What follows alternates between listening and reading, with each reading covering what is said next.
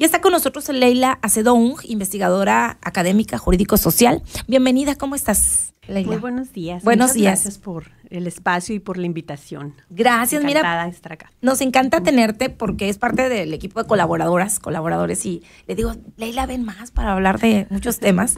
Y que, pues como ya sabemos, en el marco de esta celebración o conmemoración, porque no es celebración, es una conmemoración, pues ya hemos visto que hay muchas actividades, eventos, programas, lanzamientos, y de pronto ya como que se olvida todo.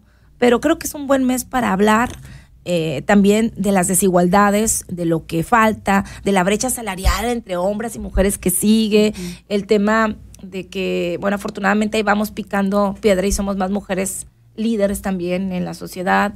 En fin, vamos a profundizar un poquito esta problemática y explorar algunas soluciones, y por eso invitamos a Leila para pues hablar desde otra perspectiva este tema de esta conmemoración. Hay una marcha, ayer hablamos de las demandas, hablamos con la Secretaría de las Mujeres, y bueno, invitamos a Leila para que nos exponga pues cuáles son los retos ahorita, Leila, actualmente. Pues fíjate, como tú lo has dicho, ¿no? En el marco del Día Internacional de la Mujer, a veces se nos olvida o se ha desfigurado un poco el origen de este día. Este día tiene pues más de 100 años de celebrarse. Surge precisamente por las mujeres trabajadoras. De hecho, el nombre oficial es Día Internacional de la Mujer Trabajadora, ¿no? Sobre todo impulsado por los cambios presentados en el principio de siglo, cuando las mujeres pues ya tenían una participación activa en los espacios laborales, pero pues existía mucha desigualdad, ¿no? Fueron las mujeres socialistas en aquel momento quienes empezaron a poner en la agenda, ¿no?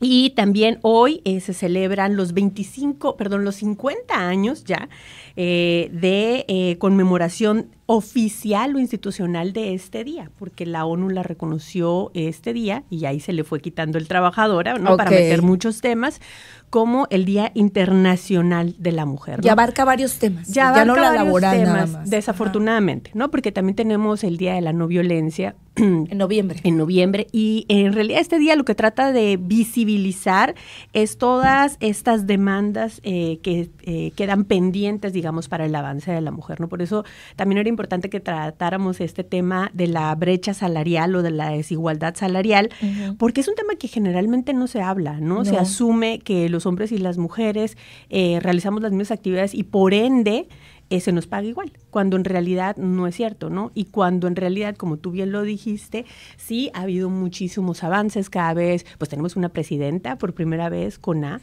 que ha roto muchos techos de cristal y cuantitativamente a la mejor pudiera parecer que las mujeres en ciertos espacios estamos en planos de igualdad, pero la verdad es que las cifras señalan que no todo mundo tiene esa posibilidad y todo ese acceso, ¿no? Entonces, pues de eso estaría súper padre que pudiéramos desarrollar el día de hoy. Y no hablan, o sea, para hacer cambios en el sistema y generar nuevas políticas públicas, pues son las autoridades, las empresas, las instituciones las que, y obviamente con la iniciativa ciudadana y con la participación que ha crecido bastante de la sociedad civil, pero finalmente pues son temas de los que no se hablan en estas fechas. Hablamos y reconocemos a las mujeres. Sí, que también eso es importante. Que también eso es importante, sí, y de programas, pero en la cuestión del salario ahorita que lo veo pocas propuestas en ese sentido. Sí, se ha asumido que México, como ya está inscrito, digamos, a las dinámicas y de competitividad internacional,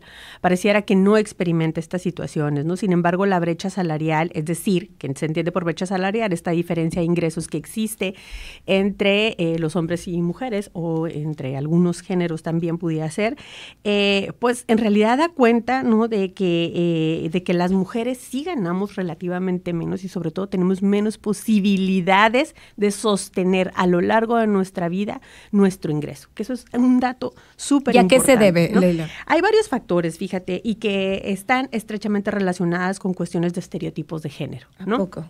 Que todavía se viven en el espacio laboral y que tiene que ver con la discriminación, ya sea por acoso laboral o ya sea por violencia.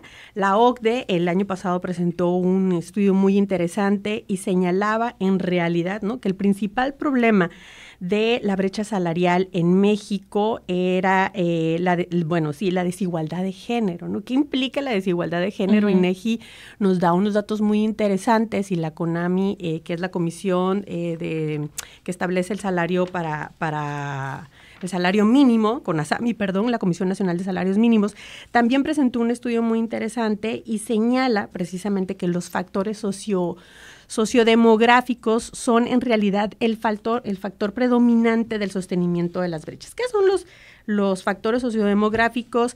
La edad, el estado civil, el grado de estudio y el número de hijos, desafortunadamente, ¿no? Que esto conjugado impide, digamos, o limita la flexibilidad de las horas que trabajan o de las actividades que en un momento de la vida las mujeres realizan, ¿no? Cuando no tendría que ser una limitante. No tendría que ser una limitante, o cuando el Estado tendría que trabajar para que en la etapa reproductiva de las mujeres pudiéramos trabajar en espacios de igualdad, digamos. ¿No? ¿De cuánto es esta brecha salarial aproximadamente, si hablamos de porcentajes? ¿Tenemos el dato? Sí, hay datos muy interesantes.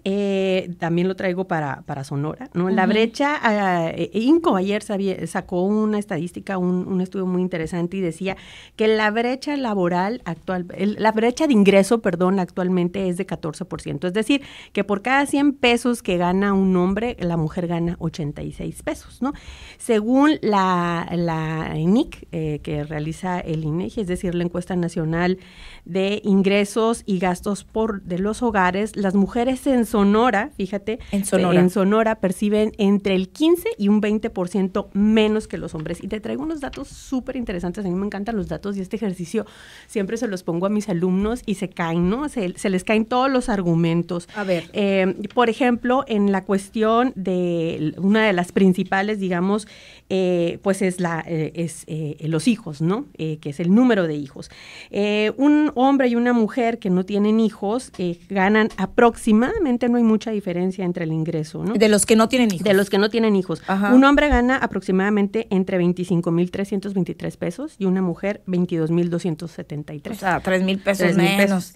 Y con las mismas tareas. Y con las mismas tareas, por realizar las mismas actividades. Pero si tú tienes un hijo, el hombre gana en promedio 45,775 y la mujer 30,815. O sea, ¿no? Y si tienes más de tres o más hijos, el hombre gana 45 y la mujer aproximadamente 25, ¿no? O sea, entre más hijos tengas, menos es el... es más grande la brecha. ¿A qué se debe? A todo lo que nos comentabas ahorita. Bueno, a una cuestión de estereotipos. Primero, porque se coincide que los hombres todavía son los proveedores, ¿no? Ajá. De hecho, y deben de ganar más porque son los que ganan más, necesitan ganar más porque son los proveedores. De hecho, cuando las mujeres nos quedamos sin empleo, batallamos muchísimo más en encontrar más tiempo en encontrar trabajo que los hombres, porque los hombres tienen otro tipo de redes, ¿no? Y por la edad, y porque cuántos años tienes, y cuántos hijos. Sí, porque y tienes un bebé. Y te urge, ¿no? Y no estás embarazada. Exactamente. O sea, son muchísimas las cuestiones, ¿no?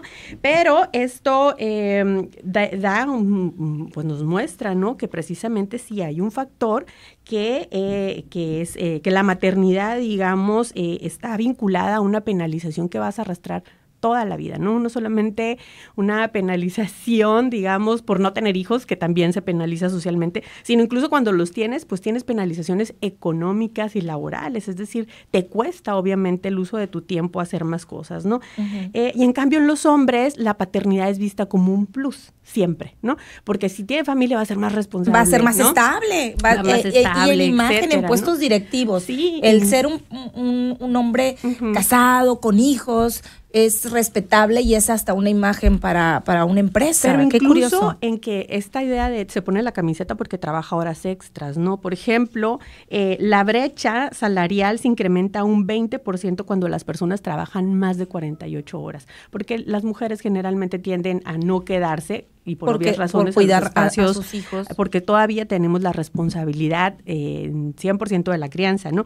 En cambio, la brecha se va reduciendo cuando existe igualdad, digamos, en el número de horas que trabajas. Entonces, el factor de la maternidad es uno de los principales factores. Y mucha gente diría, bueno, pero a mayor educación se reduce la brecha salarial. Posgrado, maestría. Al contrario, ¿no? La educación sí influye, evidentemente, en poder reducir esta brecha, pero no es el principal motivo. Es decir, a mayor estudio de las mujeres no significa que van a tener, ni primero, mayor oportunidad en la inserción laboral y segundo, en tener sueldos más competitivos, ¿no? También la ENIC establece, por ejemplo, las personas que tienen estudios de secundaria ganan alrededor de 25,150 pesos, los hombres y las mujeres 18,000. Cuando tienes el nivel de prepa, 31,000, hombres y mujeres 22,000. Profesional, alrededor de 50,000 pesos los hombres y mujeres 39,000. Y si tú tienes un posgrado, la brecha se súper dispara y se incrementa. O sea, el posgrado en un hombre y el posgrado en una mujer no es el mismo sueldo tampoco. No, porque, bueno, primero porque las mujeres son las que menos tienen posgrado, pero también porque generalmente no son los hombres los que tienen más credenciales para acreditar en los posgrados. Por ejemplo, esto de pertenecer al Sistema Nacional de Investigadores. Los que pertenecen en su mayoría son hombres, porque es productividad laboral. Es decir, tienes que trabajar horas extras para ser productivo y ser reconocido como investigador y por lo tanto no alcanzas esos sueldos, ¿no? Digo, estos sueldos cuando yo los vi dije, ¿quién en Sonora gana eso? ¿Dónde están? Bueno, pero para es un dejar promedio. El micrófono e irme. Sí, es un promedio. Y bueno, también es penalizado el factor edad, como tú lo habías dicho, ¿no? Digamos, aquí las brechas son menos. Las personas de entre 20 y 29 años, los hombres ganan 28,000 y las mujeres 20,856 en promedio. Es que son 8,000 pesos de diferencia. Y la cosa se va incrementando, bueno, digamos, donde hay más rezago y se pone peor es a medida que vas creciendo. Por ejemplo, tú dirías, bueno, las personas ya consideradas adultas mayores de los 60 tendrían menos, y no, son los hombres quienes ganan más, con 34,634 pesos, a diferencia de las mujeres que ganan 20,354. También muy marcado. Y esto tiene que ver precisamente porque cuando se jubilan, pues a los hombres culturalmente se le trata de asignar un mejor sueldo, ¿no? Para precisamente para su jubilación. Y hay aquí se nota clarísimo que como a partir de los 30 años, que es justo la edad reproductiva, se empieza a ampliar la brecha de desigualdad entre los sexos, ¿no? Entonces, estos son algunos datos interesantes, digamos, ¿no? Que siempre, aún el esfuerzo de llevar la creencia y lo laboral, aún con el esfuerzo de hacer las tareas domésticas y combinarlas con el trabajo, aún con el esfuerzo de capacitarte, estudiarte, o sea, por cuenta propia, difícilmente tendrías un ingreso similar o igual.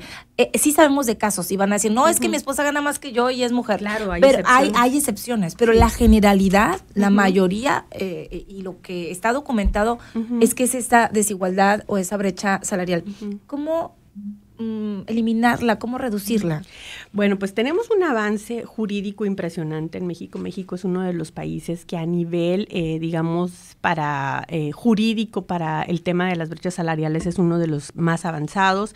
En el 2021 hubo una reforma sustancial en la Ley Federal del Trabajo con impactos, ¿no? Digamos, en materia legislativa. Sin embargo, pues ya sabemos que la creación y la ampliación de los marcos normativos no implica necesariamente que las mujeres podamos vivir en espacios de igualdad sustantiva, ¿no? Como vemos acá, uno de los principales problemas estriba en la redistribución de los cuidados, ¿no? Y mientras no hablemos ese tema y no en casa, pero también en las instituciones públicas, ¿no? O sea, sí en casa la redistribución de cuidados, principal, pero las instituciones públicas no están haciendo nada por trabajarlos, ¿no? Tenemos actualmente ya una Secretaría de la Mujer a nivel nacional que está empezando a trabajar en el Sistema Nacional de Cuidados y que eso implica no solamente un reto económico, sino también un reto de cambio social y cultural, ¿no? Evidentemente necesitamos trabajar en poder compaginar la vida profesional y la vida pública y transformar esta división sexual del trabajo tan enraizada en nuestra sociedad, en donde las mujeres somos las únicas que participamos mayoritariamente en las labores del hogar, ¿no? Reconocer que el trabajo doméstico no remunerado es un trabajo y que implica tiempo también, ¿no? Muchas horas de esfuerzo. Oye, y eso también, no perder de vista que si se distribuyen las actividades y empezamos, las 10 horas, no son 10, son casi no sé cuántas horas, hay estadísticas, pero vamos a poner un ejemplo, si al hogar le entregas 12 horas o 10 horas y probablemente la persona o la familia, porque no estamos hablando de la pareja nada más o el esposo o la esposa, sino de las parejas o las familias conformadas de la manera que estén compuestas y se distribuyen tareas, la mujer pueda tener ese tiempo para ella, para su crecimiento personal, para su crecimiento profesional, para su capacitación, para lo que resulte, para hacer sus posgrados, para hacer su vida social o de capacitación. Yo creo que sí es importante también la salud mental, salir de esas actividades cotidianas que cansan, que a veces cansan mucho más que el trabajo, ¿eh? Claro, la carga mental, ¿no? Pero por ejemplo, te pongo un ejemplo muy sencillo, ¿no? Ahora mi hija está por entrar a kinder y yo estoy realmente sorprendida cómo le hacen las familias porque los kinder se acaban a las 12:30. ¿No? Por ejemplo. O sea, ¿qué es lo que pasa y quién está? ¿Y quién cuida a estos Pues las niños? mujeres tenemos que trabajar más para pagar horario extendido. Bueno, las familias, hombres y mujeres, ¿no? O las familias diversas. Es decir, por ejemplo, también haría falta un programa de guarderías para mujeres que trabajen en la informalidad. Por ejemplo, Sonora presenta casi el 60% de las personas que trabajan en la informalidad son mujeres en Sonora, ¿no? Es decir, que tienen algún emprendimiento, que tienen, exactamente, que trabajan 3 días a la semana, pero que no, venden tampoco algo. tienen seguridad social, es decir, que no cuentan con acceso a guardería, con acceso a vivienda, a salud, a jubilación, y entonces si no tienes guardería, ¿cómo trabajas? Pero ¿por qué no tienes eso? Porque cuando vas y pides trabajo, el horario no se te ajusta porque tienes hijos, porque hay restricciones con el tema, porque el horario es reducido, porque el salario es reducido. Es reducido para pagar a alguien. O sea, es increíble cómo estamos de hecho, 9 de cada 10 personas, 9 de cada 10 personas que son mujeres, a ver, no lo estoy diciendo mal, de 10 personas, 9 que son mujeres y dejan, digamos, dejan de trabajar o dejan de participar en el mercado laboral, ¿no? Precisamente por esto que tú mencionas, ¿no? Entonces, ¿qué hace falta? Atender, digamos, estos retos, la corresponsabilidad de cuidados, mayores políticas que se enfoquen en transformar eso y también trabajar para atender la discriminación y otras violencias que se viven en el trabajo, como el acoso sexual, que aquí nosotras hemos venido a exponer algunos casos, la discriminación por maternidad y por edad también, ¿no? Que son Sonora en la última encuesta que salió precisamente de dinámica en LENIC, establece que Sonora es el 9º lugar en violencia laboral en México. 9º lugar. ¿En general o hacia mujeres? Hacia mujeres. El 9º lugar. Sí, en 9º lugar. Pues imagínate a nivel mundial. Y es un tema que no se trata, ¿no? En Sonora subimos en porcentaje de violencia escolar y violencia obstétrica y también en violencia Leila, laboral. Se ha sostenido, digamos. Me gustaría que habláramos de ese tema también de la violencia escolar, porque creo que en los últimos días, y lo platicaba con la secretaria de las mujeres, es muy lamentable ver cuántos casos se están dando aquí en Sonora. Ya nos están marcando la pausa, ya nos vamos a ir a la pausa. ¿Cuántos casos están marcando? El reciente, el de Pitiquito, que, bueno, ya daban pena a un trabajador maestro, pero son muchos los casos. O sea, se supone que la escuela debe ser un lugar seguro. Y hay que hablar también del acoso y del hostigamiento. Hay que hablar de la violencia en el noviazgo también. Hay que hablar de esto. Y probablemente si hablamos de estos temas o seguimos reforzándolos, pues podamos hacer también algo para reducir el tema de los feminicidios, el tema de las agresiones sexuales que están a la orden del día, lamentablemente. Hay que hablar de violencia comunitaria.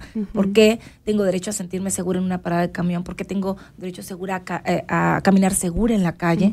De ir a un establecimiento y no vivir con miedo. Obviamente en noviembre siempre hablamos de estos temas, pero yo creo que se debe de hablar siempre. ¿Algo con lo que quieras cerrar, Leila? Bueno, señalar la importancia justo esto de seguir trabajando. Claro, hay avances, ¿no? Hubo una reforma al salario mínimo que sin duda ha impactado a reducir las brechas.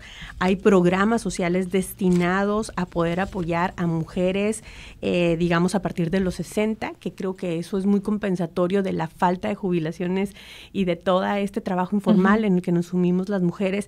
Sin embargo, falta muchísimo trabajo en en la redistribución, digamos, de los cuidados, porque como ya lo vimos estadísticamente, es ahí en donde está el nudo, ¿no? Que sostiene esta desigualdad de género que experimentamos, no solamente en el espacio comunitario, sino también en el espacio laboral, y que es una actividad o es un tema más bien que se invisibiliza. Y de conciencia, es de conciencia, ¿no? También, y de acciones, claro. Sí, y bueno, también atender la violencia laboral, que es un tema que no es menor, porque afecta no solamente la autonomía económica de las mujeres, sino también la salud mental, claro, ¿no? Y no podemos dejar de compaginar que todo lo que se vive en casa se refleja laboralmente o en los espacios escolares, que también ahí va un poco lo que tú mencionabas ahorita, y viceversa, ¿no?